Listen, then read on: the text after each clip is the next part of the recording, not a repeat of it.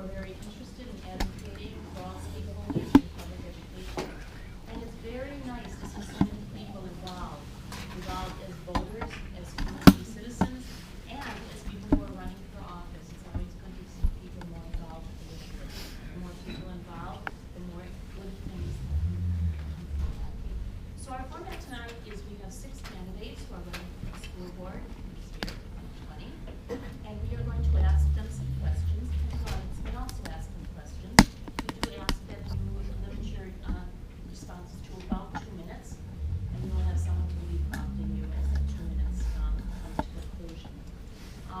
We'll start out with one of our questions first, and then the audience can respond. We are scheduled to go till 7:30, so we will give a warning at maybe 20 after 7 or so that we will take 1 or 2 more questions. Does anybody have anything they'd like to ask? Thank you. First question, why did you decide to run for this position? Why do you feel that you are qualified? And what qualities do you bring that are not currently represented on the school board?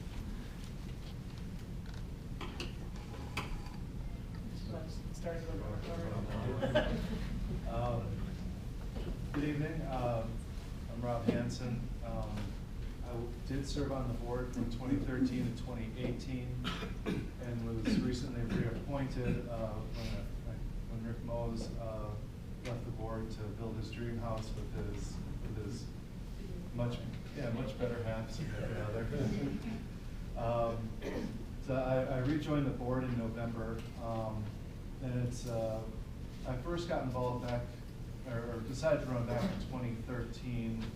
At the time, I did not agree with a lot of things that the administration at the time was doing. And we had a few board members that were kind of aggressive on some issues and that were kind of negatively impacting the broader community. So I got involved then, put my name in the hat and made it onto the board and served for 5 years at that time. And part of coming back was that I think although the district has been on a good path now for a while, there's a lot more work to do. And I think I bring a wide range of experience, having worked in the state capitol. I work for a member of Congress, mostly handling issues related to veterans and Department of Defense. So I bring a kind of a good variety of knowledge of how to work with different levels of government. So thank you very much. Good evening, I'm Pam Krzyzewski. Looking up here, probably the oldest member sitting up here, but I also have 17 years of experience on the board, with the exception of 1 year. The reason I'm running again is, like Rob, I have seen this district come from good, go to questionable, and then come back to outstanding. I'm very proud of this district and what we've accomplished. I'm proud that we're a go-to district for teachers looking for jobs, and they feel that our innovations and our creativity and our professional development and our attention to our students and well-being of our staff makes me very proud. I like that our teachers have opportunities to grow with national leaders that come in and do speaking engagements, do training, feature them in books that are being used to teach classroom etiquette and classroom teaching in the 21st century, and our classrooms are being featured. My uniqueness, my kids have been through the district. I'm able to come and sit at that board table with a broad perspective. I don't have a personal agenda, and I'm able to take in what's good for the greater good of the kids in our community. Thank you. All right, my name is Tom Frona. I'm the third of the incumbents that are up here. I've been on the board since 2014, so I'm running for my 3rd term. Why am I running again? I would say primarily because I like what I see in terms of the changes, the progress that the district has made over the past several years. So there's a lot of evolution. There are small revolutions that take place. There's a lot of evolution that takes place. I actually attended Glenwood Elementary many years ago, and I think of my experience at that school as well as the rest of my education and how that has changed in our classrooms. What we see today, what my two daughters experienced as they went through the district, compared to what I'm doing and what I see going forward is happening in classrooms. And I believe that the district is well positioned to prepare our kids for a future. There's a lot more work that has to be done. There's a lot we don't know about the future, but I believe they're preparing them well. Why do I think I'm qualified? I'm not sure what makes a really good school board member. I've been engaged in the district for a long time. My wife is a professional educator. She's a licensed teacher. She happens to work part-time at Glenwood currently. She got me interested in education and the importance of public education. I've been involved with PTOs, I've been involved with booster clubs, I've been involved in the effort to get the approval for the first remodel of the high school. Lots of progress in those efforts, and as I said, I believe I truly support the efforts that are going on in the district. And I look forward to serving for another term. Thank you. Hi, I'm Adam Kasalki. I guess I'm one of the challengers. I'm running for several reasons. I think I bring to the table a different perspective for community outreach. My background is I've been in education for 25 years now as a high school teacher, curriculum developer. I've done some administrative work, and I've been proud to work in all of the district buildings in different capacities over the last several years. I also am the state party chair for the state's largest student environmental coalition, so I do a lot with community outreach, building community partnerships, community collaboration between schools, especially students' perspectives, and community partners, bringing them into the schools. So I hope to connect the district more and build on what is a good foundation, but help build more on it of a strong school, home, community collaborative effort where all three are working together in new innovative ways really to pursue better, betterment for our students.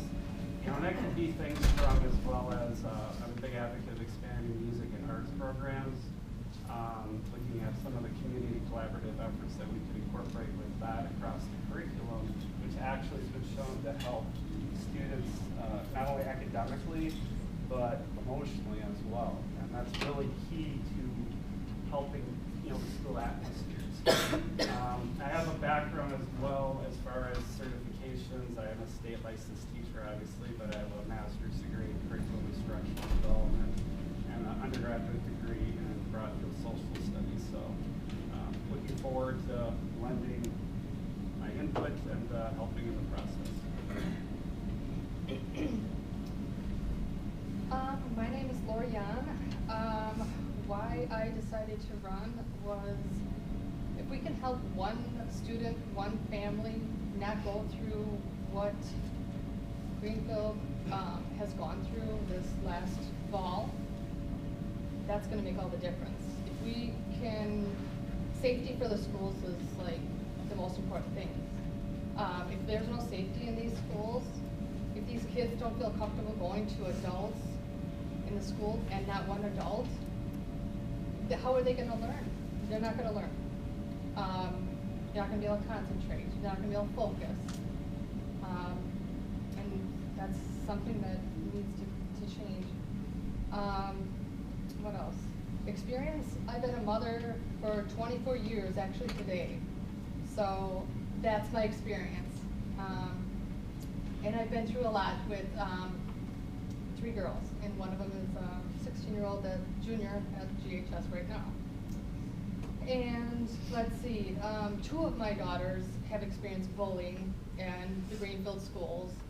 Elementary school, 2nd grade was my middle daughter, 7 years old. We went through all this, and that makes me very qualified to sit here where I'm at tonight. You can go ahead with the rest. My name's Dan Young. I'm the husband of my beautiful wife, Lori. We thought this would be a great opportunity to finally have a husband and wife on the board. I don't think that's ever been something that has happened. Just showing that we're on the same page. She was my high school sweetheart. We've been married 25 years, still going strong. We've lived in Greenfield for 18 years, raised 3 beautiful daughters. We've been part of the school district. We've been volunteering from when the kids were young on field trips. We've gone to their football games, soccer games. We've helped out at the Aunt Jansen Fest. We've gone to music concerts, forensics. So we're parents that have been really involved for 18 years. So that's why I think I'm qualified. That's why I think we're qualified. We're just parents that want to see these children survive in the high schools, in the grade schools, and the middle schools. Over, like my wife said, over the last 4 or 5 years, we have met, I want to say hundreds, but it might be a little less than that, but people that are struggling, their kids are struggling in these schools, okay? So maybe the school board isn't perfect, but maybe it's not all that bad either, okay? I'm just saying something needs to change. There's been 2 suicides in Greenfield High School. One of the fathers is here tonight. We became great friends. We've heard his story. My daughter has been bullied at Greenfield High School. She's missed 2 or 3 weeks of school, and she's terrified to go back there. So that's why I think I have reason to be on this board. One last thing, I got 30 seconds. I put down, we'd like to make positive changes with urgency so there are no more suicides and bullying in Greenfield School District. Thank you.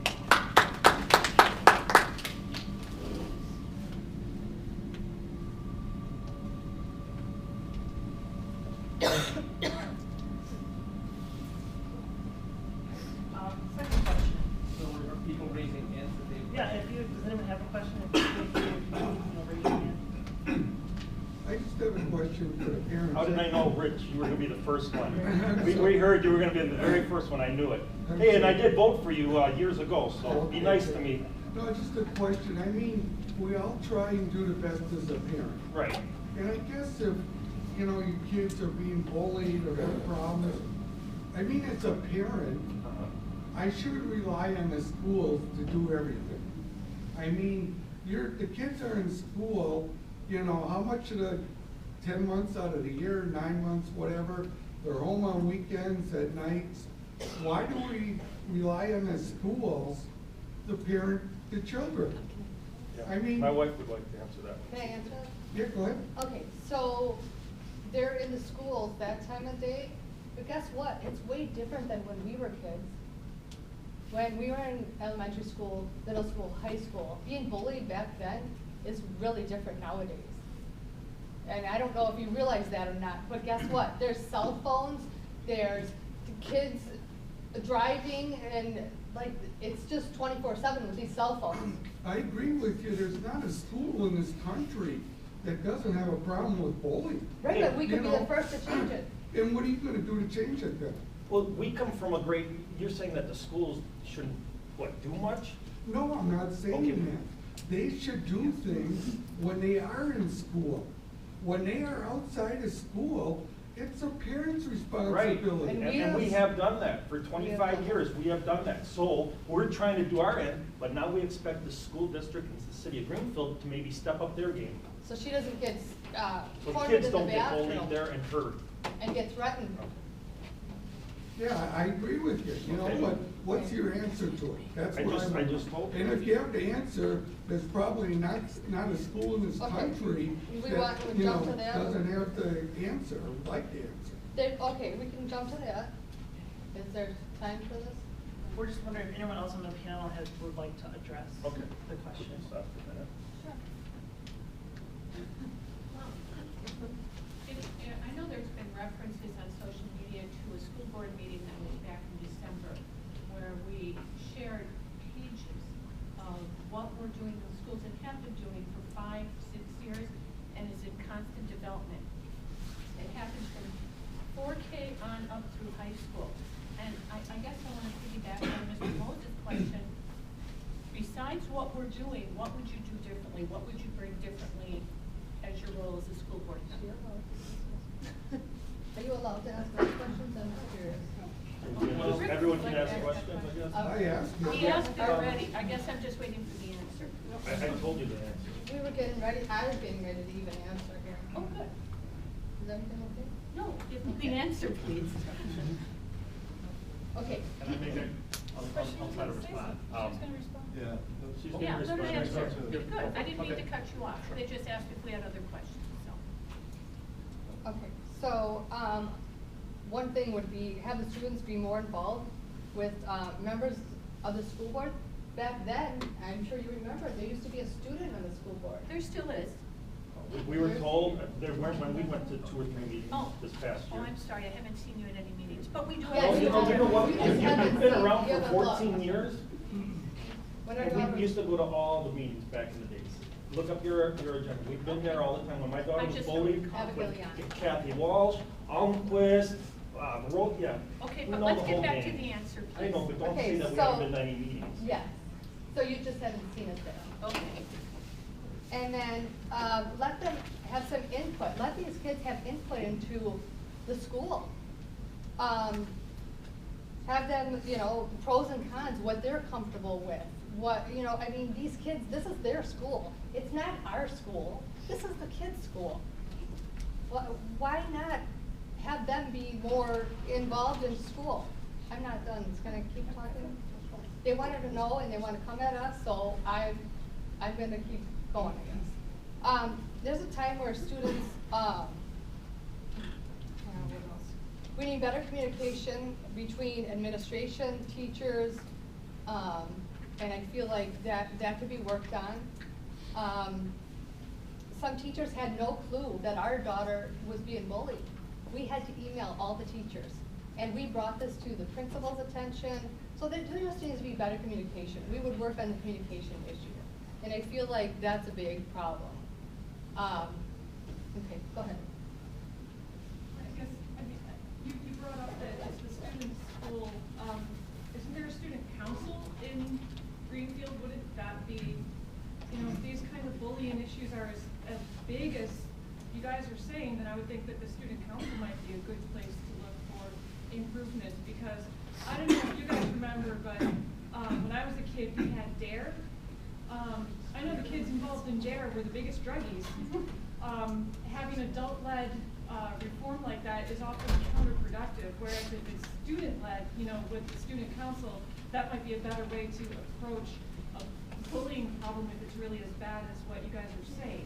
That's just my 2 cents. What do you guys think about that? Actually, I'd like to hear some of the current board members. Well, we got a gentleman here, Well, Carlos. wait a second, I'm just gonna, you know, we need to hear from board members, this has become kind of a free-for-all. There was a question that was asked and not everybody had a chance to respond, so let's try to be orderly here and then, you know. We're going back to Pam's question?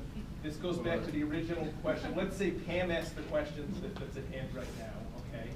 If that sounds fair, the question is, like, there's bullying and things going on, and the question is, what would you do differently, what has been done, right? If everybody on the panel would like to address that, then we can move on to further questions. Should we just go down the line so it's orderly? Well, we We already already did had, ours. like, 3 people speak, so the remaining 3 who haven't gotten to speak to it. Yeah, and, you know, the school has a lot of programs that have been put in place for several years. When I first got on the board, we made a concerted effort to increase the student services staff, and we're still looking at ways to do even more there. We've just about doubled the number of folks in that department, and we're better than the state average in that regard, but we're still below national recommendations. We want to kind of get to that point so those students have services that they, or people that they can go to and get the services they need. We recently did a memorandum of understanding with Child and Family Therapeutic Systems, so they'll have space in the building. I think that started this month, if I'm correct. So when there are referrals from counselors or parapsychologists, they work with the parents to provide the direct therapeutic services if that's necessary to do different types of interventions, help with behavioral issues, help with depression, anxiety, issues related to that. We had the World Cafe sessions, was that in December, I believe, if I recall, which did have student involvement in that. I had community members, students, teachers, folks from the administration team, myself and a couple other board members were there to kind of have a discussion about these issues and come up with kind of paths forward. And I think we're gonna be continuing to examine that and look at what opportunities the district has to supplement the programs that are in place, because there's no one thing that's gonna solve these issues. It's everybody working together as a community and kind of developing things that are gonna be, that are best practices, that are, you know, peer-reviewed, well-researched things that work with each other to kind of address these issues. Just to build on Rob's report there, depending on the grade level, 4K up through high school, there is student council, there's kindness clubs, there's anti-bullying assemblies, there's psychologists at every school that go into the classroom and conduct student-led and adult-led conversations about how to be self-aware and have self-respect for yourself. There are anti-bullying assemblies. There's buddy benches on the playgrounds for kids that feel left out, that they can go sit and other kids know they need a friend to play with. We start early. If you can sit in this room and believe that the professional educators and the administrators in our school who are working with children as their career do not take their safety and their well-being seriously, you are vastly mistaken.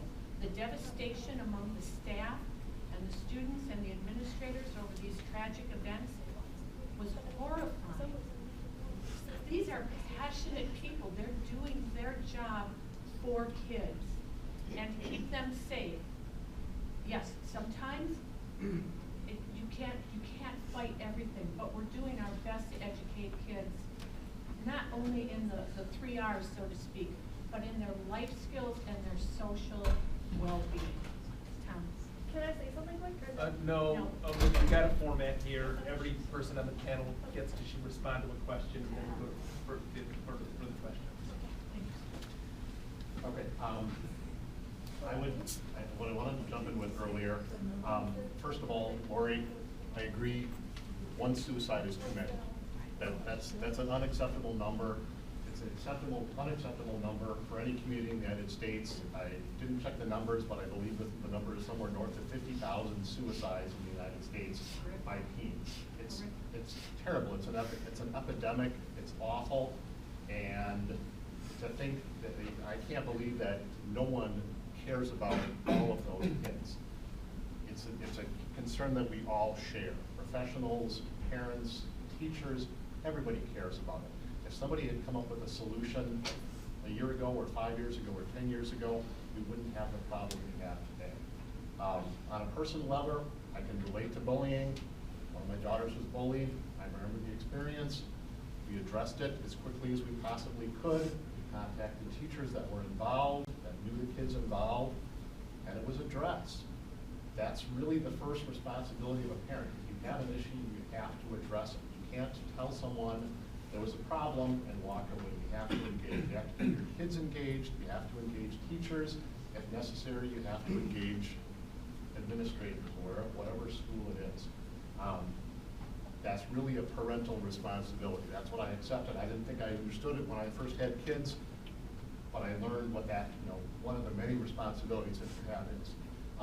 Finally, I would say what's happening at the grade schools in many areas is that kids are learning language to deal with situations, how to deal with their peers on a social emotional level, how to deal with them in an academic setting, teaching communication skills. And I believe as those kids progress through the district, those skills will improve. I hope they carry through to the high school. What we see in the academic setting, it certainly is. I hope we get that progress in the social emotional level as well. Next. All right. First, I guess I want to point out I don't agree with statements that people running are doubting the dedication of the staff. Could you speak up a little bit, please? I don't agree with some of the statements that people running don't think the teachers are compassionate and understanding and working toward the betterment of the students within Greenfield. I don't see that as the case. I don't see anybody running stating that or supporting that kind of viewpoint. It's quite to the contrary. I know the teachers in Greenfield, and they're extremely dedicated and hurt by what goes on and take an inherent interest in our students. And we do have a foundation of programs for this issue, but we need to look at innovation. We need to look at how do we build on that foundation. There are various ways to do that, and I tend to look at things from a curriculum standpoint. So bringing in more empathy-based curriculum education, which can be incorporated across the curriculum, across the grade levels, bringing more music and art involvement in. That as well can be incorporated across the curriculum. And music and art is key to creating empathy among students. So instead of looking at how do we deal with the situation when it's occurred, you know, a student is bullied, how do we help them after they've been bullied? How do we change the environment so that bullying doesn't transpire to start with? And there are programs like that. We could partner with Teach Rock USA that comes into schools and brings in music and shows how you can incorporate that in. And these things can be done in a very cost negligible manner, so we're not increasing the budget as well. All right, the GBA's next question. In light of increased competition between school districts for professional educators and the growing teacher shortage, what would you propose to make the GSD more attractive to current and prospective employees? Sure. It's another issue that the state has faced for several years now, going back to 2011, give or take. And we've tried to find different ways to kind of address that and make the district attractive. Part of it was back when we tried to implemented the new salary schedule, which was part of the action dictates.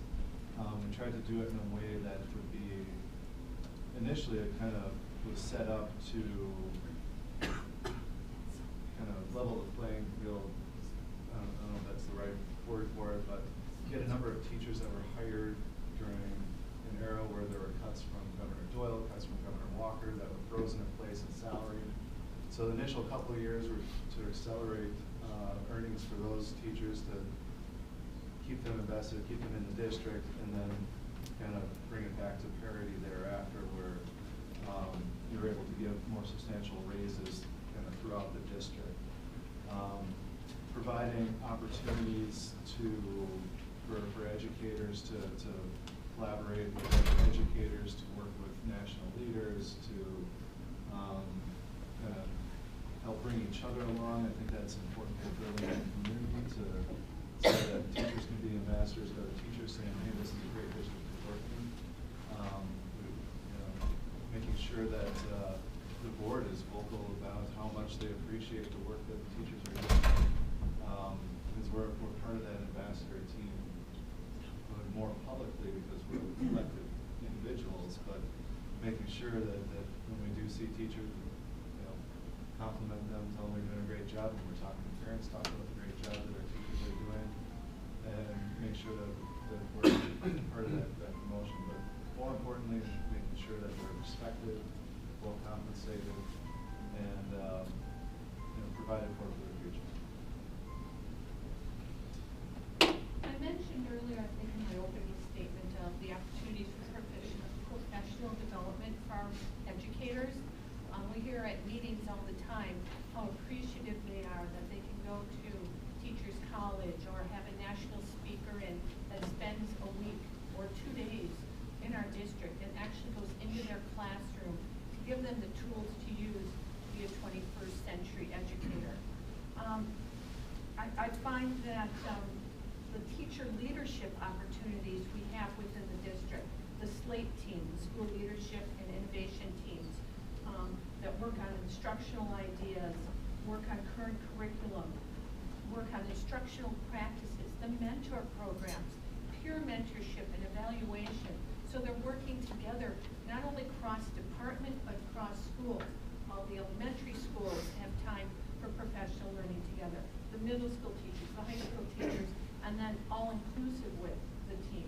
We have the Inclusion Task Force, which works with special ed kids, English language learners, helping them to be part of the community. We have department managers that help work and make a cohesive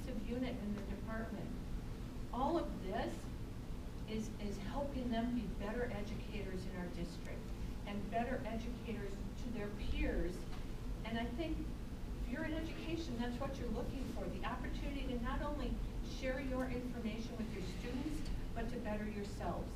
And I think that's what makes us an attractive district. We try to be a very responsible employer. We offer what I hope are competitive salaries, and by the number of applicants who we have in open positions, I think we're a desirable district to work for. Why do I think it's a desirable district? There's a number of things that I'll add on that.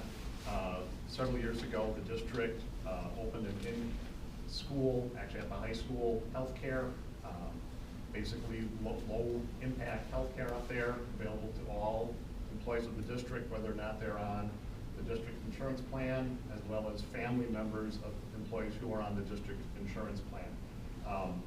That's seen as a benefit. It allows you to get healthcare locally. It's provided through Freighter, and I believe you can also go to the clinics that are located in Myers.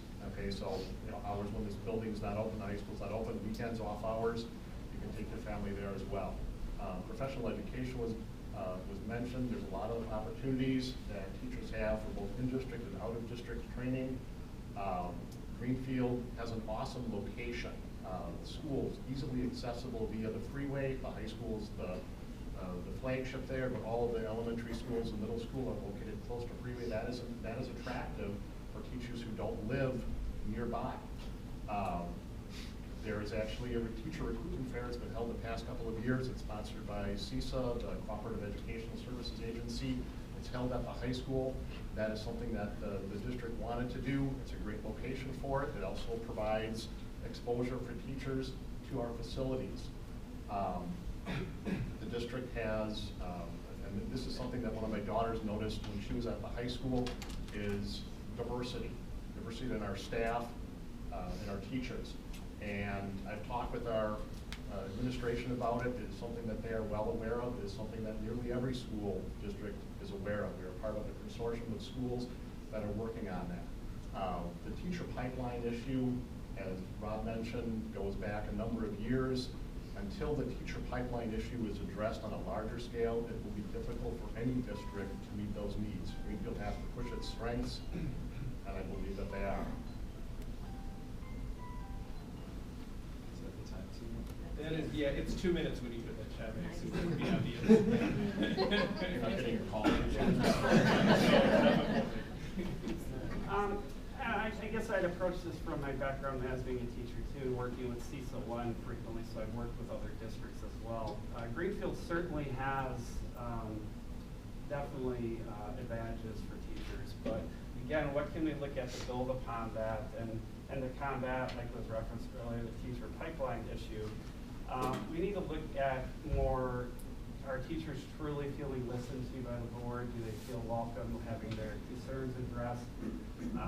We really need to look at, as a board, will we be advocating more, almost as activist board, with the state for increased funding mechanisms? And that's just been going on in Madison this week, a debate over, what do you do with the tax that's left over? Should it be returned to schools, or is it written back in as a refund? So should it be invested back in local schools like Greenfield or not? That's been a concern of mine for a while, obviously, and if elected, I would be that, I guess, annoying school board member that would go to the state assembly, the Senate, and I would be advocating for that very issue, is returning those funds back to the local schools. So districts like Greenfield could offer greater compensation packages to their teachers, and we would have a greater recruitment pool for when we have openings, because we would be offering greater incentives. Our teachers would feel more valued, because in the end, they would not have to be spending money out of their own pocket to do schoolroom supplies. They would feel they're confident that they're going to be able to pay their bills at the end of the month. They're going to feel that they're not going to have to take 40% of their income to pay student loans back, so that they can continue to get added education and have that position. We really need to have that advocacy going on at local school boards at the state level.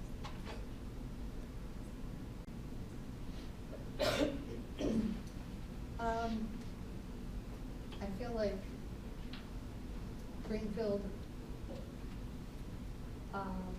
the teachers do it, I mean, it's a good district for the teachers. I feel it could be improved. It could be improved. The teachers' education for them could be improved. Their mental health education, how to deal with children being bullied and things like that could be improved for them. They could learn how to deal with getting kids to trust them. This is not taught in their education at colleges. And quite a few teachers that I have spoke with, almost every teacher I've spoke with at parent-teacher conference, was not happy at Greenfield currently. And they were not happy with the new grading scale change. They were very disappointed in that, and they complained about having to regrade the papers several times and test several times, and yeah, I think that needs to be looked at. And everything you guys have said sounds real great on paper and so forth, but my main concern is that these kids need to have a positive atmosphere. There's an urgency to stop suicides at the high school. There's an urgency to stop the bullying at middle school and the high school. What my wife and I have been doing, we have an open door policy at our house. Friends, families, parents, grandparents have stopped over at our house, more so within the last 4 or 5 months, and talk to each other. The parents talk with each other, the kids talk to each other, and they talk about their feelings. How was their day at school? How's social media going? What, the dangers of social media. They talk about their home life, how rough their day was, how positive their day is. So that's something that the kids need to be honest with each other, and I think they don't have some of the respect and honesty at the schools that my wife said. They're scared to go talk to some of these teachers. They're scared to talk to the principal. They're scared to, come to some of these meetings. Thank you. All right. This is the first time that I had the opportunity to talk to people in Greenfield. My son is the one that committed suicide. I hope to have the courage to talk, because right now my legs are shaking, my hands are shaking. I have a lot of questions for this. The reason for me to be here, I could be at home doing nothing. My son is gone. My son is dead. Thanks to the great bullying that is going in Greenfield High School. I lived the last 40 years of my life in Chicago. I moved to Greenfield because of the great reputation that these people are saying. They're saying, oh, Greenfield is great. Yeah, I believed that before I came. Now, a year and something after I'm here, my son is gone. I'm going to use my son's words. Don't believe me. I'm going to say what my son said one time. He was suffering bullying, big time. One time he told me, Dad, 5 guys in the bathrooms area wanted to almost kill me. I'm sure one of them had a knife on him, but it was for me hard to prove. If I go to the principal or to wherever, to teacher, nobody's going to believe me. So I suffered his words for months and months and months. I came to the school, nobody did anything at all. The first thing they told me, Mr. Hernandez, there's no bullying in the school. There's no bullying, 0 tolerance. I just kept following. Their advice was to take my son to therapy, to psychologists, to psychiatrists. One of the times that I picked up my son in the therapy, I remember very clear. I was sitting down in my car, he got into the car, and he said, I almost hit the dashboard. Dad, seriously, I'm being bullied in the school. Every single kid wants to kick me. And I have mental issues. Are you serious, Dad? Are you serious? They want to kick me, and because of that, I have mental issues. How stupid a psychologist can be. Why? How much am I going to have to take? I got to the point to tell my son, okay, you won't go to school. I don't care.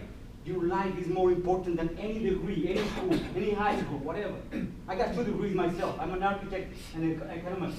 So, my son's life should be more important.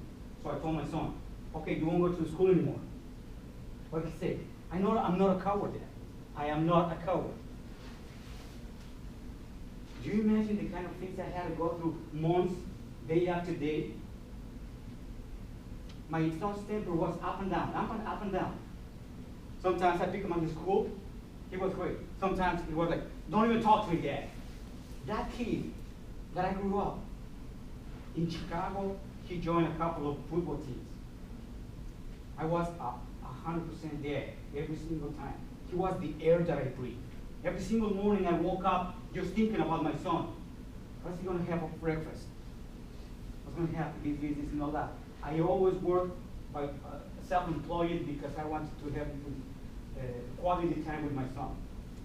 And then here I am, telling you guys that my son committed suicide because of stupid bullying that is going really, really hard on all the schools, not only in Greenfield, all over the world.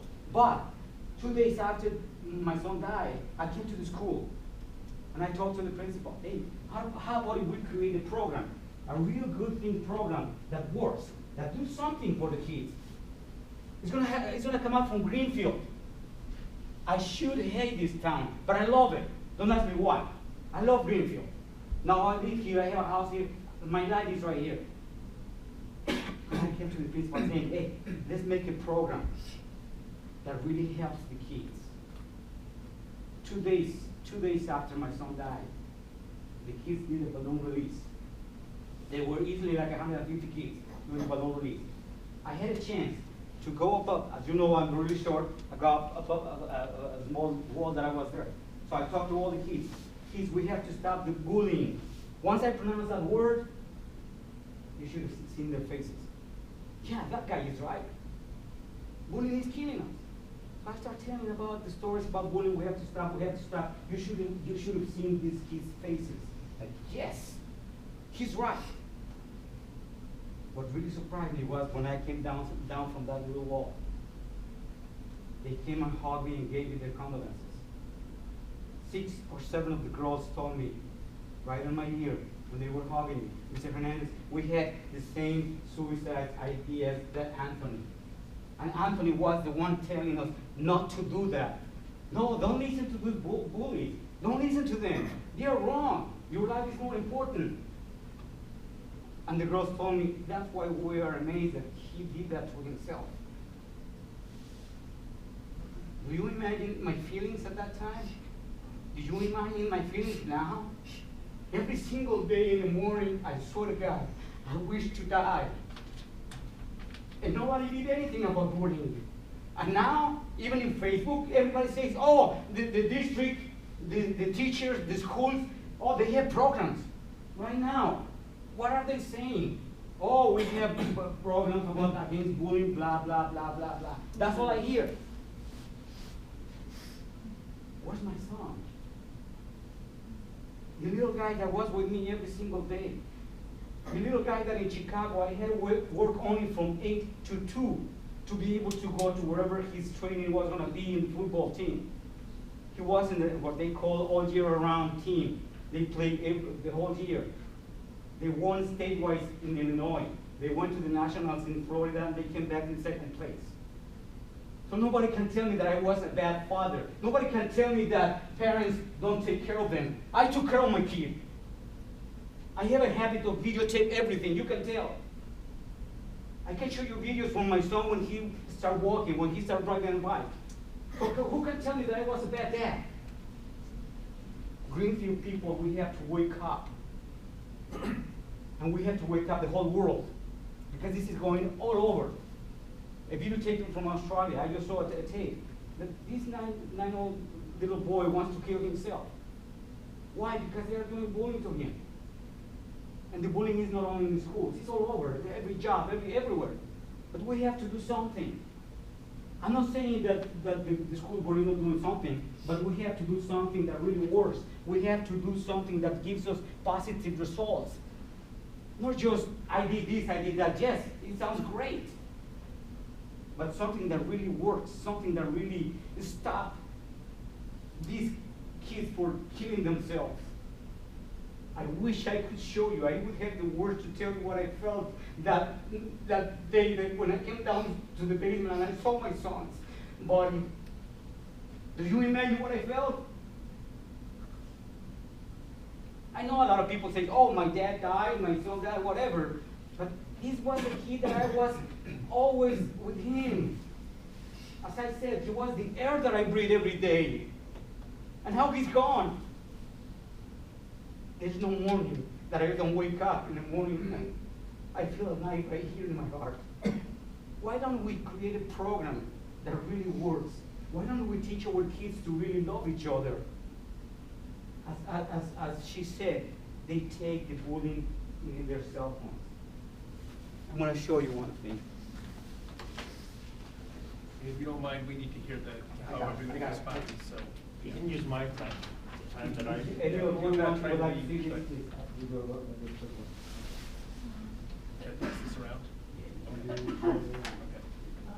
There's many kids that I don't know how they get my phone number. They text me, they call me, Mr. Hernandez, we need help. And I could be on and on and on and on and on, but I would stop. Kids reaching out for me, telling me that they need help. And please, whoever is part of the board, let's do something. Let's create a program that really works. That really works. They're talking about the teachers. One time, in the football team, my son lost a t-shirt. So I got a call from the coach. Mr. Hernandez, you need to pay for the t-shirt that your son is not returning. So I said, Anthony, what happened with the t-shirt? He said, Dad, I don't know what happened the day that we had to return him. The day that we had to return him, I left it on the bench. I went to the bathroom. I came back, and it was in pieces. I just found one piece. So I told the coach. This story. Do you know what he says? Mr. Hernandez, I don't care whatever happened, you need to pay for the t-shirt. I said, hey, listen, I'm telling you the story that something is going on in your team and you don't care? No, I don't. The only thing I care is that you pay for the t-shirt. Right there was the proof that there was bullying, there was something going on in the team. A real coach, a real teacher, whatever, takes care of the thing, doing something. What I should have done as a coach is get the whole team, hey guys, what happened here? Nobody's doing their job. Nobody's doing their job. I won't get tired about that, but that's my feeling. And I use my son's word. That's what he used to tell me. Dad, seriously, I'm being bullied. I have mental issues. Thank you, Carlos.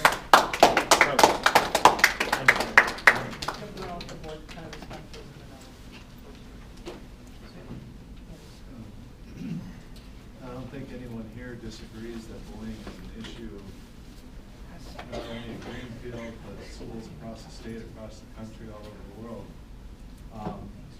That's why, as we talked about earlier, besides the programs that have been put in place, we're looking at other programs to supplement those to combat the issue, to teach empathy to kids, to teach them how to respect others. I think there's been a lot of work towards that, and I've said many times there's always more work to do in regard to that. You and I met not that long ago, because I was not on the board when you suffered your tragedy. But now you know that council doesn't work. About it and about you. And you and I talked about getting a community program together and doing something, to bring the community together to get involved in it. I'm still willing to do that. I'd love to get more people involved in raising awareness about the issue. All right. Well, why in Facebook you told me, instead of answering me these, you gave me all kind of, dilemma and all that stuff, that you're doing the right thing. Why don't you say, hey, I would like to meet with you and let's do something? That's a different story, Robert. If you come with me and say, hey, let's do some program, let's do something, that's a different thing. Do I don't follow want what to I'm shut saying? anybody down, but I think everybody should have a chance to Okay, respond. got it. Very much appreciate it. I don't disagree with anything Mr. Hernandez says. It's a tragedy. My condolences. It shouldn't happen. As school board members, there is a mental health professional or social professional on this board, I think it's beyond expectation that we could create a program, which it's our job to seek out those professionals and bring those programs into our schools that have proven results and proven positive evidence-based results. And we're doing that, and we're collaborating with the health department, with other professionals. I hope for the people that confided in you that they had thoughts of suicide, you turned to somebody and gave names and talked to someone. The school So you knew don't about have it. to- The school knew about it. But did you need to make sure when you hear it with your ears. He knows your what he's son doing. talked He knows to what he's someone. doing. But He I'm knows just what he's saying, I doing. don't want another not hiding tragedy. anything. Me neither. The only one more time. Would I have a reason to be here if my son was alive? The only thing that moves me is the text of the kids that are reaching out to me saying we need help. That's the only reason I'm here. Otherwise, I would be at home doing nothing. And I think that's wonderful, and I hope you direct them to help. Did you hear what my son said? Really, really, Dad? Really? I mean, they are bullying me, and you bring me to have therapy because of the reason that they are bullying me. What are you doing with the bullying? Now I have mental issues. Could we hear from all of the board Yeah, members? I mean, we appreciate everything you're sharing, but we want to hear from the candidates, and everybody else needs to hear what their views are on it. Thank you. Specifically, I feel terrible for your loss, for the situation you've been put in, what you've experienced. I feel awful for what your son dealt with and what he went through. Everyone in this room, as I look around, has either been a student at some point themselves, is a parent of a student currently. Lots of students, or several students, I don't know if there's lots, but there's several students in the room, and I suspect that we have a shared common experience. It's happened to us personally. Some of us are probably guilty of bullying ourselves at some point. It's terrible, it's awful, there's no question about that. Your passion for doing something is, that is something that is needed. Okay, as a board, we need to have passion. We need to have parents who have passion, and you have that. Unfortunately, it's too late to reverse what happened. I understand that. As far as what the board can do, as Pam said, no, I'm not a psychologist. I am not a suicide expert. I'm not an expert on many educational issues. It is the board's responsibility to have administration, specifically, we have a school district administrator, superintendent, and under her leadership, we have to ensure that the district is taking appropriate measures. And I believe that many measures have been taken. There have been many that we spoke about earlier that have been going on for years, and certainly the events of last fall have put a renewed emphasis on it. There's no question about it. Not unlike many other districts that are going through the same thing. I hope that meaningful change can take place. We've got to leave it to professionals, but you need passion to make sure that those changes happen. I thank you for your passion. Again, sorry for your loss. Terribly sorry. Again, my heart goes out to you. I can't even imagine having to go through something like that. As a parent, I can't even put words to it. But I guess one of my concerns as far as how we're going as a district is we talk a lot about the end part of this. After it transpires, what are we doing? What are we doing before it transpires? What are we doing to change the atmosphere within the school structure, the societal structure within the school, the community, to stop these things from even occurring in the first place? And that's again where, like I talked about earlier, looking at how we can bring in empathy-based curriculum into the schools. Growing a stronger grade level peer facilitator program. Looking at music and art, I could name dozens of studies that have been done that have shown how music and art education creates exactly what I'm trying to get across here. Giving people an outlet, giving the students an outlet, giving them a constructive outlet to express themselves. The other thing is increasing mentoring. I was a teacher, for example, in Milwaukee Public Schools for 20 years. I worked at Milwaukee Vincent High School. One of the things that was very successful that I started doing there is started looking for if a student had problems and they were acting out in class, if they were discipline issues, what was some of the underlying factors? Kids are a product of their environment. How do you modify the environment? So we started establishing mentoring for them, linking them up like a young teen male with a strong male mentor role model and a vocational experience. He saw the connectivity to real world earning income, to what he's learning in the classroom, so he was more motivated to pay attention, but he had that mentor role model that he was lacking outside of the school. And this was something we were able to do at Vincent at a zero cost to the school. And it was extremely beneficial. So arts, education, music, mentoring, peer facilitators, we should be doing a lot more of that. We already discussed, right, the first two? Well, I think you can take your turn after the question if you want to talk. Yeah, what was the question? I think we're the ones that started. Yeah, I'd like to respond as a retired teacher to this situation. What the school district and the Board of Education can do is set up a process. So when you get the word as a classroom teacher, which I did maybe half a dozen times in my career, I think this kid is suicidal, Miss Carlin, what are we gonna do? I would pick up the phone, call the administration office and say, in a coded message, I need to speak to this person and I need to speak to them immediately. If they're not available, you get somebody.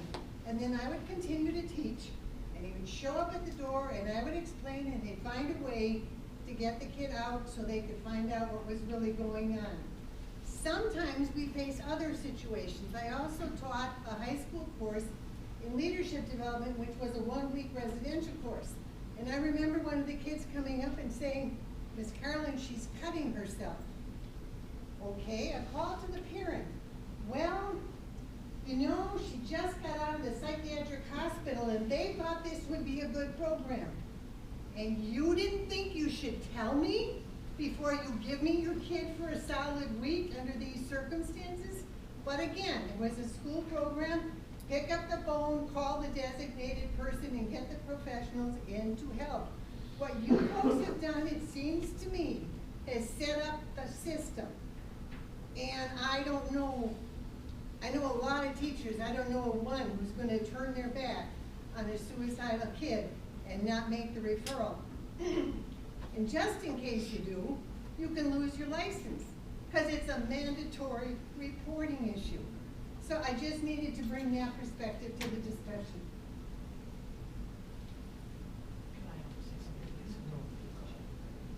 Okay, so I'm a 2018 Moonlight, and throughout my whole middle school through high school experience, the student council did nothing, or it seems they did nothing to help us.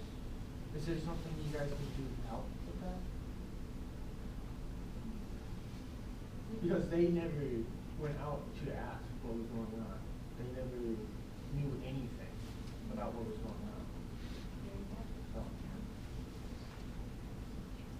You know what was going on? With the About a bowling. personal issue or No, only just about bowling in bullying? general. They never did anything about it. Okay. Did you go, I don't know that the student council would be the correct person to go to I the don't- bullying. And the with those administrators, issues. they would try to help. Usually, really don't help. Like suspensions, they don't help. So they addressed it, but the way they addressed it didn't. I think it's because we need to stop just looking at, again, what do we do once it's transpired? How do we change the environment so that it's not transpiring to the extent that it is in the first place?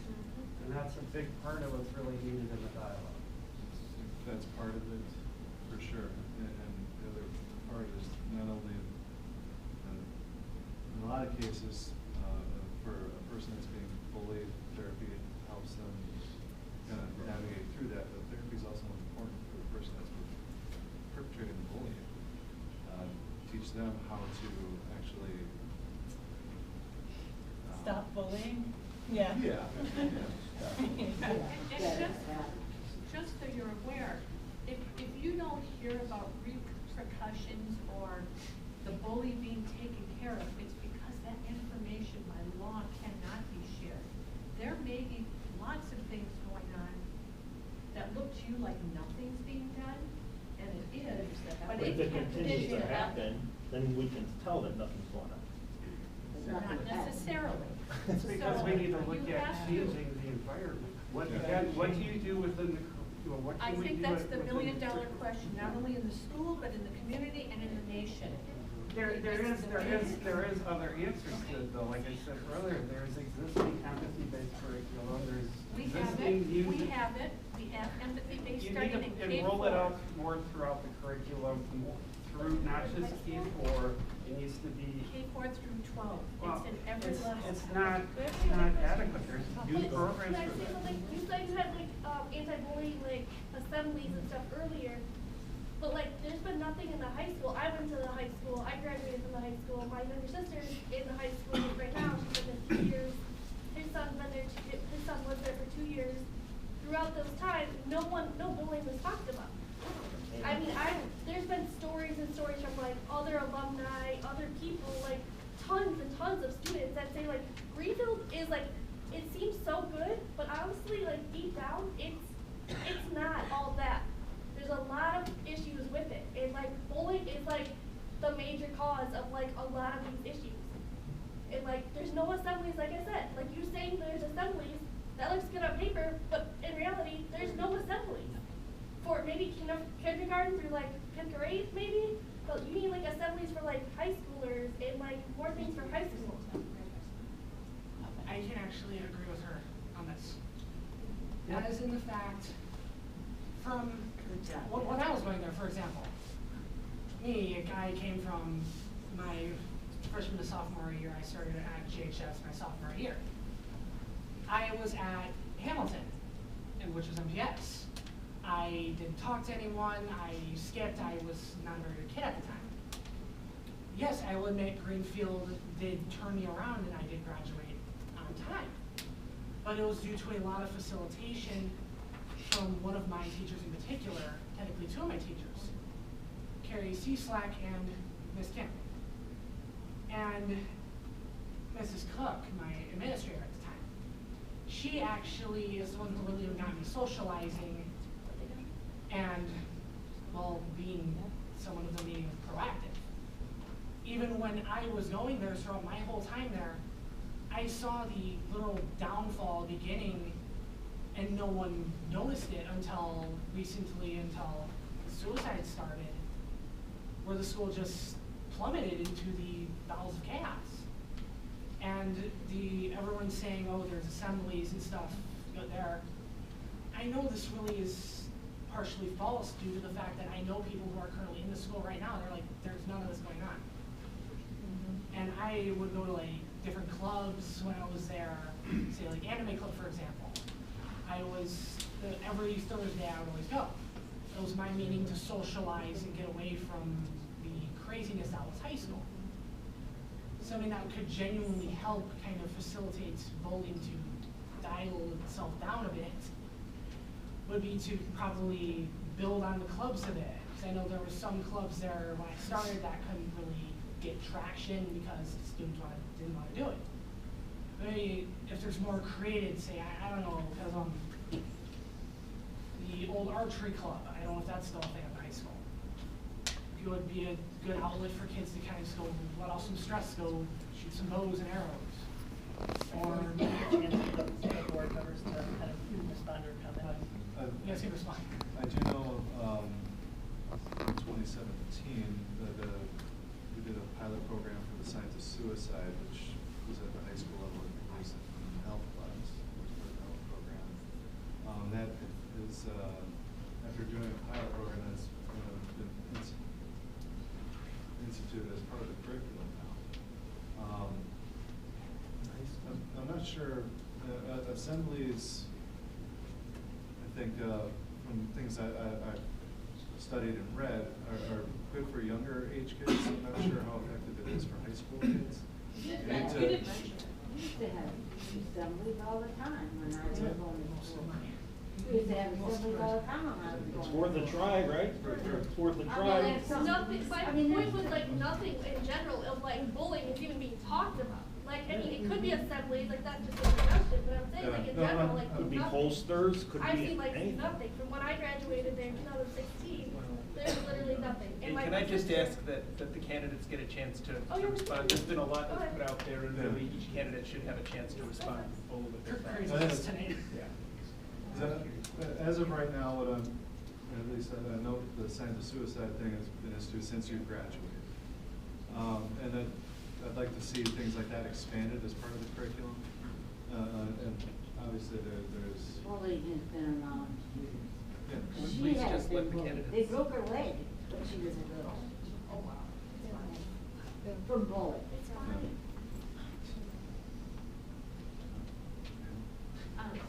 What I was giving was an overview.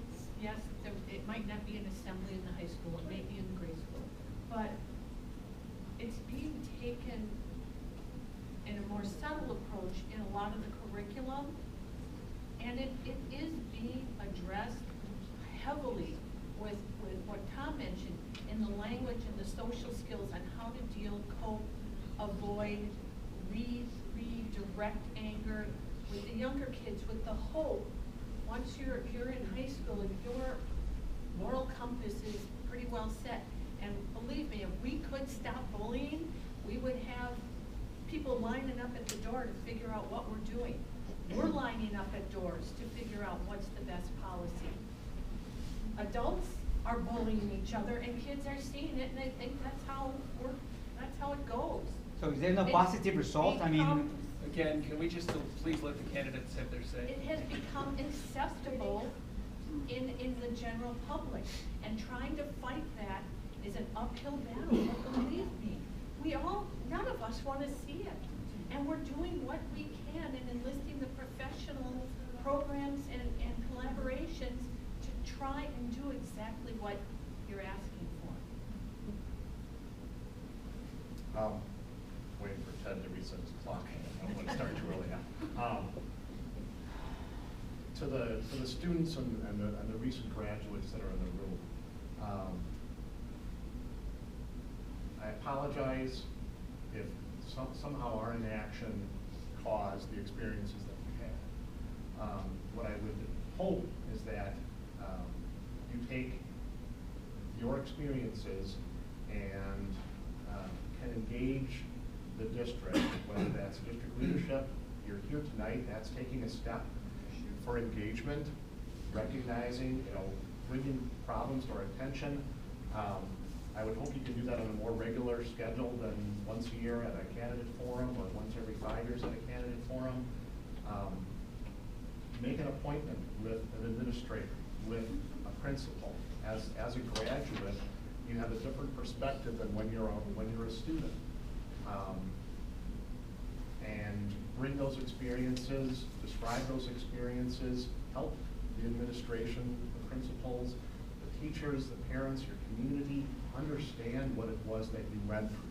You don't have to do it in a public forum, you can do it in a one-on-one meeting, but help understand what that problem is and what it looks like. If a teacher doesn't recognize that bullying is happening because of behavior, it could be on your phone, right? The whole phones in the classroom, you're on, you're off, sometimes you have to turn your phone in, sometimes you don't. But a teacher can't tell what's happening on those phone-to-phone interactions. They may not pick up on stuff. I mean, I'm not silly enough to believe that teachers don't understand what's going on in their classrooms, but there's a lot going on there that you as students can say, this is what it actually looks like. Okay, and if you're not seeing those results, please bring those to our attention, bring those to the leadership's attention, the administration, principals, and point it out. We want to help. This is not an ignorant situation. We want to help. Again, I'm going to point out, it's obviously an emotional issue, and rightfully so, because it's a tragic issue. But I commend everybody that's here, board members, everyone present, that we're here because we care. That's evident. But again, again, I would look at other ways that we could change the actual existing environment. So much talk about bullying, not just in Greenfield, but in many school districts, is what do we do after it's occurred? After it's occurred, the damage has been done. Even with counseling, it scars people. It's emotional scarring. So what can we do to change it so it doesn't occur as much? What can you do to change the environment? And again, you know, we say some empathy-based curriculum is going on, but I've been in these classrooms. It is not adequate. There are stronger programs for that. Soft skills training programs, for example, if we want to look at curriculum terminology, there are soft skills programs, teaching students how better ways to communicate with each other, making that more of a priority. Increasing tech and voc ed. We have a great tech voc ed program, but we should be increasing it more. It's such a strong area for students, so they feel more involved. So we're not only looking at the 4-year college track, but the students that want to go to the voc ed areas. So they feel they're more, have a future. They have a stake in their own education. Listening to the students more, giving them more opportunities for involvement. And again, music and art programs, we should be prioritizing those, and those are ways to do that with almost no increase in the budget. MyEd in Milwaukee has a program where they come into schools and will help do it in the schools. So let's look at changing the equation, changing the environment, so we're not looking at it after the fact. I agree with Adam with everything. I mean, we need to stop looking at things after the fact. I mean, we need to be, I mean, now it's too late for Carlos and another family. I mean, these are kids. They have their whole life ahead of them. I mean, it's too late for them, which is very unfortunate. I mean, and I personally and my family and my daughter that's attending Greenfield High School have been to both of the suicide meetings at the high school. And it's just kind of funny how they, you know, formed those meetings. The first meeting we attended, the microphone was taken away from one mom talking about her son being bullied, which was very disrespectful. And they just didn't want to hear even the word bullying. I mean, they had their slides going, they had everything going, and it's always the parents' fault, it's always this, that, and it's never, yeah, the mental health issues, it's never, they just don't want to take any responsibility for it, and they just don't know what to do. Well, there's programs out there, there's free programs out there that Greenfield could utilize, and that could get the kids involved. And it is the kids' school. I mean, they get along with, you know, each other, or they don't get along. Like, let's get all of them together and get them working together as one big team, along with the teachers and the administration and the school board. Let's just work together and make Greenfield like stand out.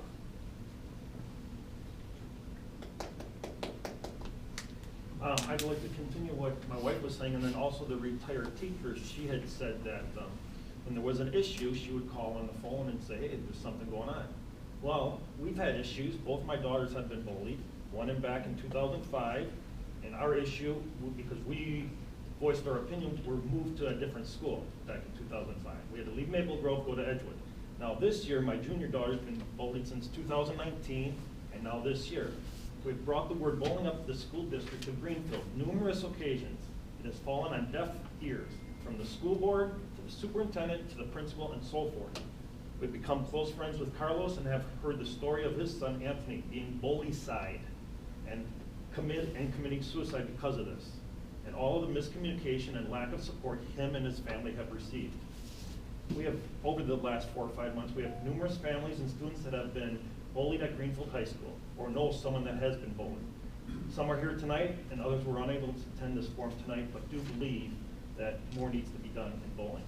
So we have tried. We've had tried, it's fallen on deaf ears.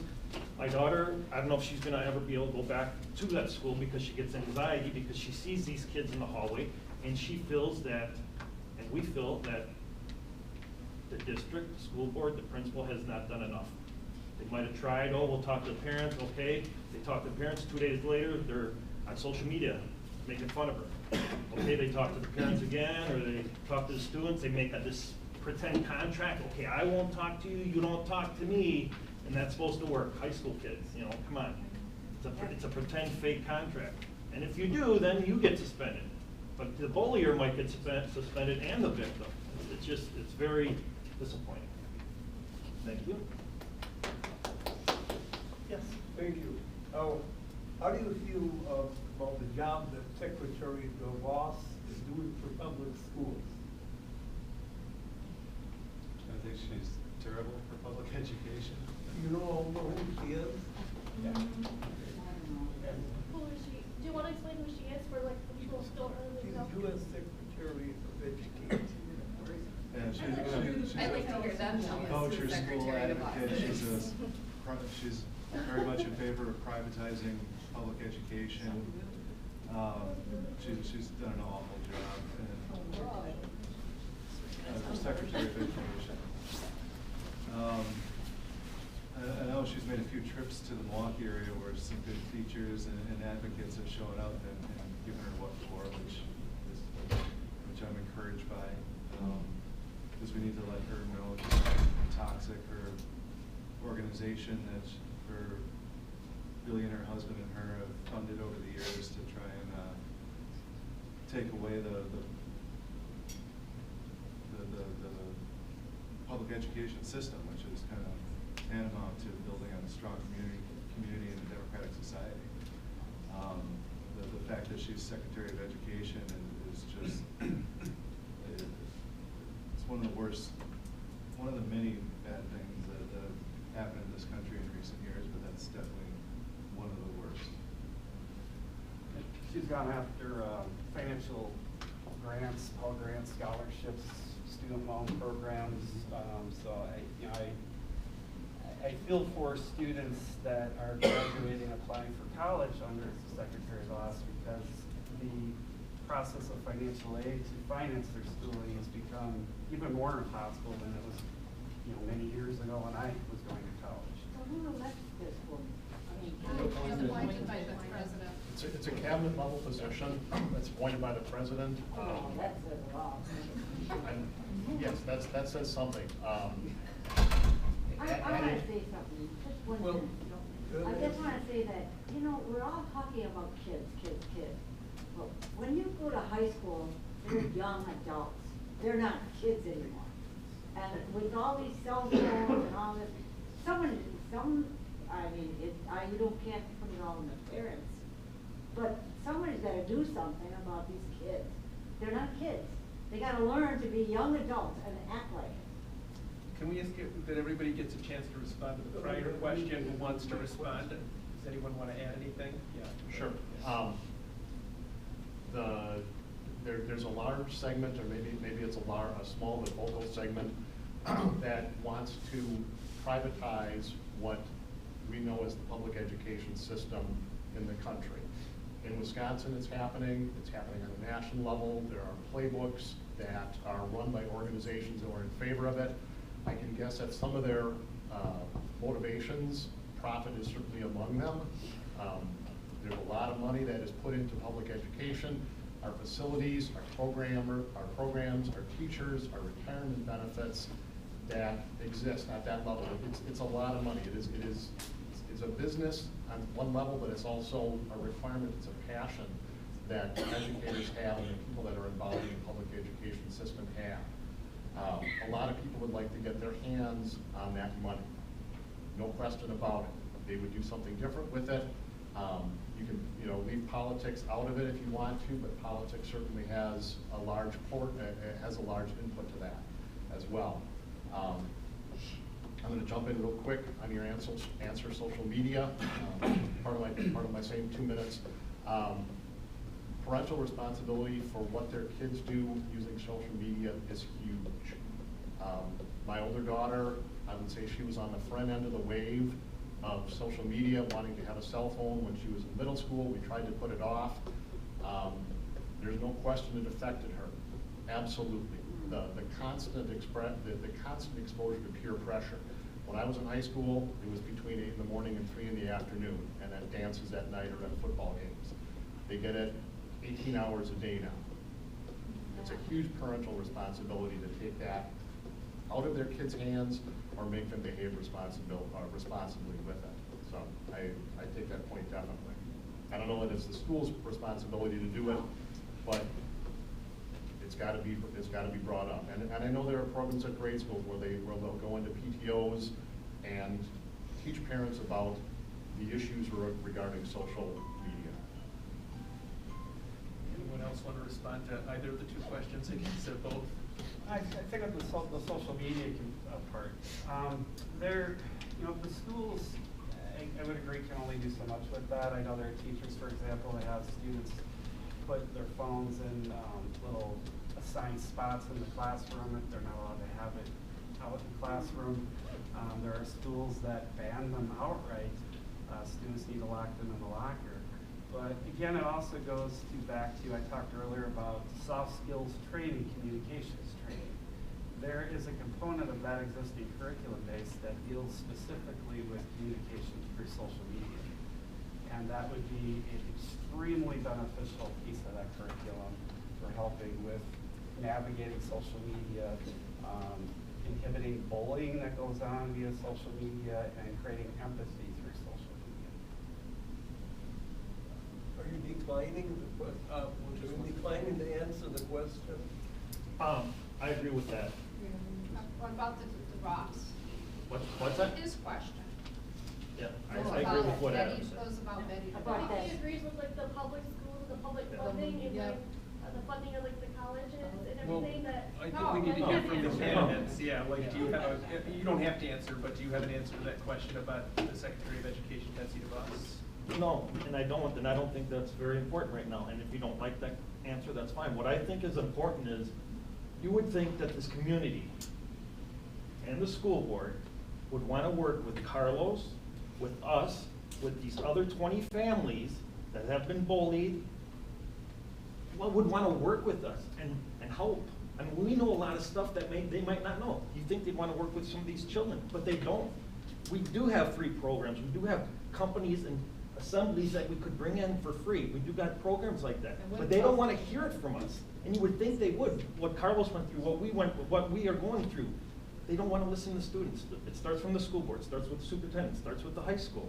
I mean, and to finish this up, I'm glad we're having this because this is probably the most that the school board has talked about bullying in 4 months. Yeah. So I'm glad that they're here because between all of us for the last 4 months, we've been talking about bullying. We've got it in the newspapers. Channel 4 came, Channel 6 came, the Journal Sentinel posted an article. What else we got? Yeah, so we got all that involved. And finally, they're finally talking about it. So I'm happy. If I win, great. If I don't, at least I got some knowledge and some hopefully support about bullying. You believe in privatizing public schools? Hey, we need to take turns. Yeah, No, I told you what I believe in. That's what I believe in. Yeah. What I just said, that's what I believe in. What do you believe in? That the kids need to be safe at these high schools. Safety's first. The safety, otherwise they're not gonna learn. All right. I don't know which one was So, next. a few weeks ago, the school district put on some sessions that had the counselors and psychologists, the board was there, administration was there, teachers were there. I feel like this is really one-dimensional, just having the board there, the board here. I feel like the community is craving to talk about it. I did see a faction actually discouraging people to go to those sessions and encouraging them to go to the school board meeting. And the thing about the school board meeting is those are governed by open records law, or open meetings law. And so those are very restrictive meetings to have a conversation in. So I don't know why people were funneled to a school board meeting. Those are run by bylaws. There's 33 pages for Madison on We how to know. run those meetings. We know. So if you go to a school board meeting and it's not on the agenda, the school board can't respond to you. No. So that's not a good. But they obviously knew people were coming It to doesn't talk matter. about bullying, It doesn't because they matter. had They the can be police there. sued. And the police they've there, never that they been were there. nervous about the first time the police were involved A little at a strange. school board meeting, because we had 20 families that stood up, 8 And families they stood cut up. off. This gentleman is so polite, lifted up his 30 seconds and put his little timer, they cut parents off. There was like 10 parents that wanted to discuss, they cut him off. This, 30 seconds. That's what he did, rudely. People could not believe it. Parents walked in the hallway and they were in shock. This school board was like so rude. Because those are governed by laws. no, So they so haven't where had do we as go? much Where do we time. go? Wait. Where do we go? We're getting out of hand here. I mean. I'm just wondering, where do we go? Is there? I have an education question in the last few minutes about textbooks.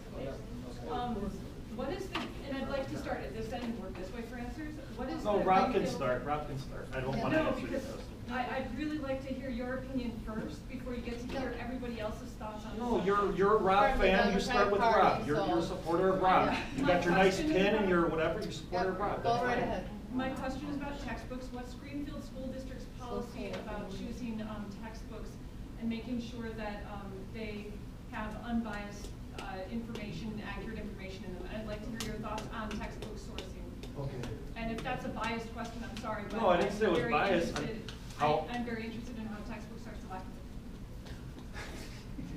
You know what? It starts with bowling. It starts with safety and the kids. If I'm gonna talk about it all day long, that's how I'm gonna answer every There's question. more to being on the school board than just bullying, that there are No, other it's, issues. no, that's the most important thing.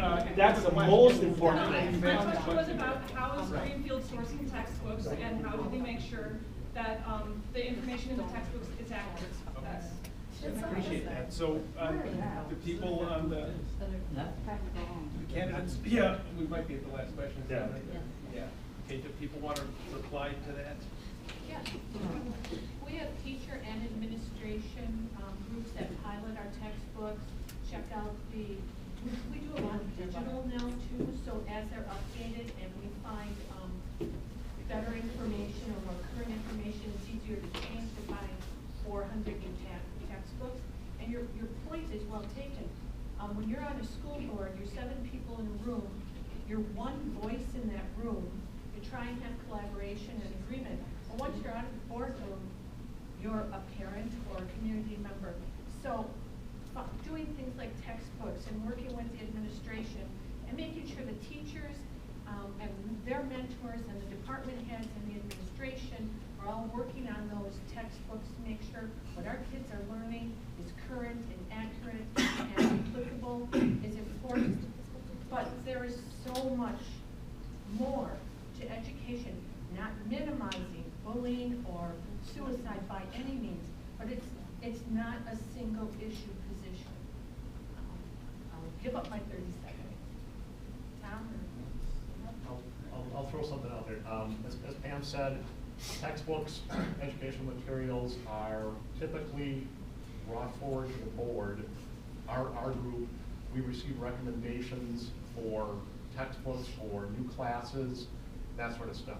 Typically, I'll say I've been on the board for 6 years. I have not read a textbook that was recommended, but we employ administrators, principals, and educators that review those materials.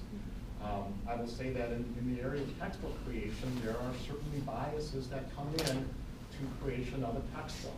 Most of them, traditionally, at least, my experience is that they were published by large corporations. It's like Post Mifflin is one of them. There are other, textbook manufacturers. They employ large numbers of employees. They bring in huge sums of money printing textbooks. As Pam said, that's gone a lot of it to digital or copy or print and online editions, so material can be updated. History is being written nearly every day. It's not just the 1800s. We're not just studying the Civil War anymore, or the War for Independence.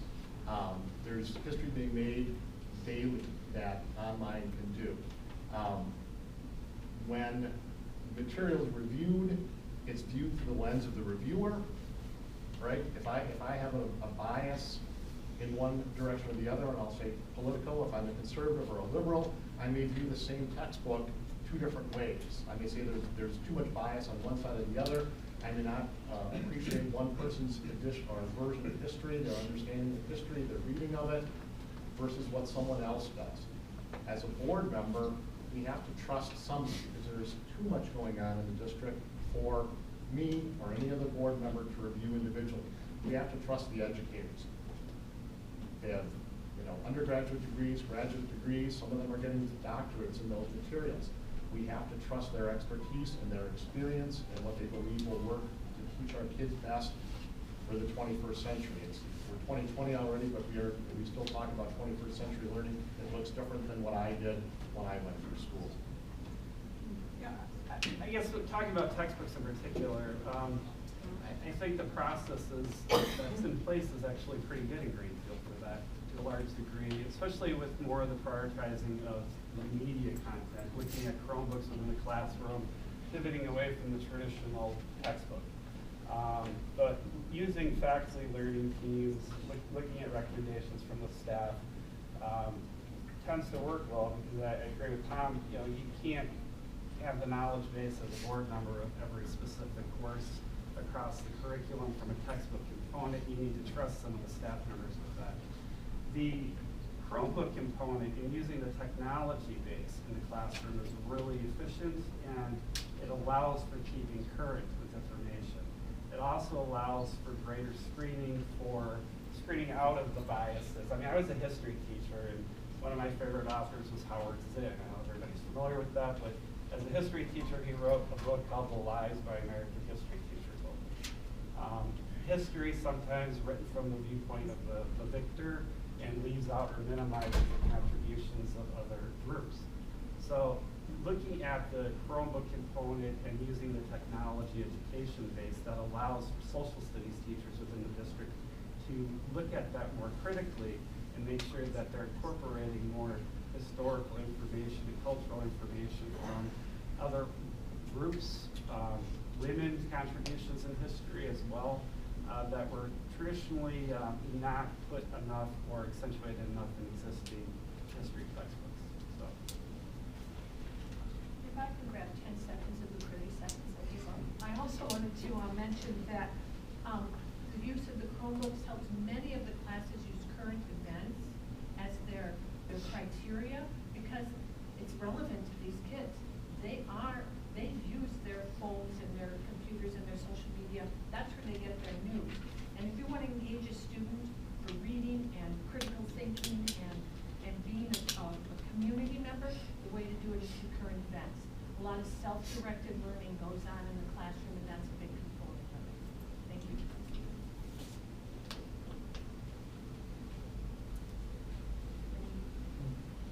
I kind of agree with the three that spoke on this. I do appreciate the work that goes into selecting those different texts that are taught to kids, and we have an idea of what's coming up on an agenda a number of days before we get the presentation on it, and we get time to review it, do some research on it, and try and make the best decision that we can in that time based on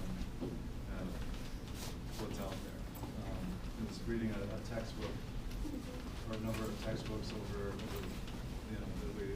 what we offer across the entire district is kind of a lot for any given person. Go ahead, Carlos. I have a last question. Since it's hard to talk to the school district, I just have a question for you, Tom, Pam, and Robert. Since Pam said a while ago that they don't have any idea how to prevent the bullying, how to fight against it, and she just said it. Have you ever thought to just step aside and let somebody else to do the job of the school district board?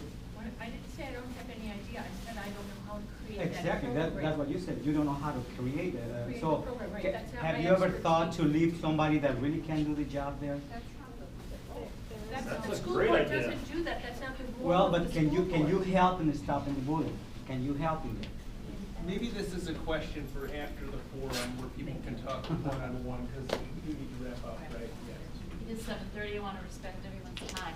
I'd like to thank you all for coming and certainly thank our candidates, every one of them.